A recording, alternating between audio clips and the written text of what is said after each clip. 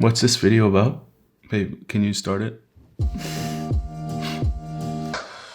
Movies. To most of us, they serve as an escape. They're an entry into a new world, an insight into our greatest dreams, and sometimes into our worst nightmares. But to those of us who make these things you call movies, well, let's just say we don't watch them the same way. Oh, wait, the twist is gonna happen now. Oh. Ooh. I don't like that shot. No, what the fuck was it thinking? That was a weird shot. Truth be told, films are what feed us. And by that, we don't mean they pay the bills, because they often don't. What we mean is that films are what have fulfilled our souls. They changed us. They captivated us in such a way that we had to somehow join in. And so here we are answering the question that every filmmaker hates being asked, and that is, what is your favorite film? We've watched too many films in our lives to have a favorite one. So we decided to change it up and do our favorite scenes in movies that changed our lives.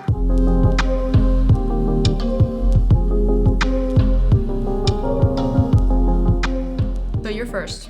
I'm first? Yeah. So the first scene that put a dagger in my heart was Warrior, the scene in Warrior where Tom Hardy is frustrated with his dad, and his dad comes to him in the casino, and Tom, for the first time ever, confronts his dad about it. Get out of here. Get the fuck out of here. Come on.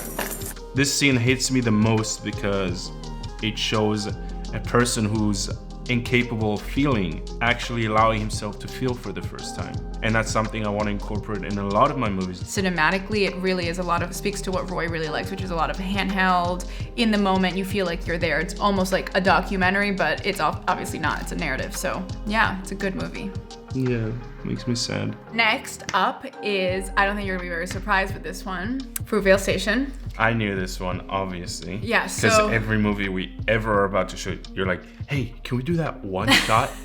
Every single movie. I don't know why I love it so much, and it's definitely not the only movie to do this type of scene. Yeah. In Fruitvale Station, there's this scene between Oscar and his daughter, and it's like right before he's about to leave, and you know he's gonna die. And that's what I kind of love about the film. It's like, you know, it's his last day, and it's such a simple film in terms of its concept, but it's so beautifully done.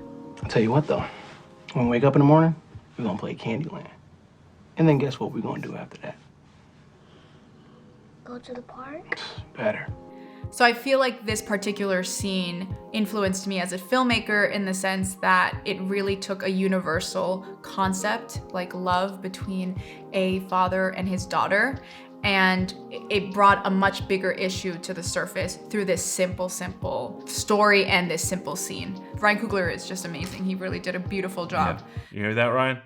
Hi, Ryan. Fight on. My next scene is, it's one of the most genius scenes, or like montages. I know what you're gonna say. It's the beginning of Up. This scene is so powerful that one time I went to visit Tiffany at her house, and she was bawling. She cried then more than she cried at our engagement. I was doing some research for a film, decided to watch it back like 15 times. Oh my God, I cried every time. It was like masochism. I think we should watch it again and see how we feel again. You know, I miss watching it, so we're gonna watch it. Is that okay too? I know why you're doing this. This music. The transitions are so good. I hate this movie. This movie's too sad. I can't do this. Stupid balloon. I literally hate this movie. No. This is so hard. I don't know why this scene gets me so bad every single time. Literally, I have like... Oh no. They should have brought tissues. The song, like I could be triggered by the sound. It shows every image that happens in life in such a short time. In 4 minutes, not only are you attached to these characters, but you know their hopes and their dreams. You know their life struggles. Enough for that, when that last moment with the balloon, which is a beautiful planned and payoff, and it's like a theme throughout the entire... Now I'm gonna cry again. Yeah, so 10 out of 10 on this one. Okay, so the next one is called Life is Beautiful. And yeah, it's so dark. Pretty much this film is about, obviously, the Holocaust and this father and son who've been sent to a concentration camp. And this father has created this world that is essentially imaginary for the kid to cope with the atrocities that are happening around them. The end it pays off with this kid, and it's essentially a half happy ending, but it's also extremely tragic. The scene definitely affected you, I can see, and I'm assuming you took it from there for Welcome Back. In the supermarket scene, the mother makes beautiful light out of this horrible scene in which the supermarket has no food whatsoever. Which we all are used to today. Yeah, now we're used to, but it allowed me to change how I see even life. It's all about mindset. As adults, I feel like we start to understand the world in maybe the not most positive of light, and I love being able to see us try to maintain that. Some innocence for the kids. innocence and optimism and light in these younger, this younger generation.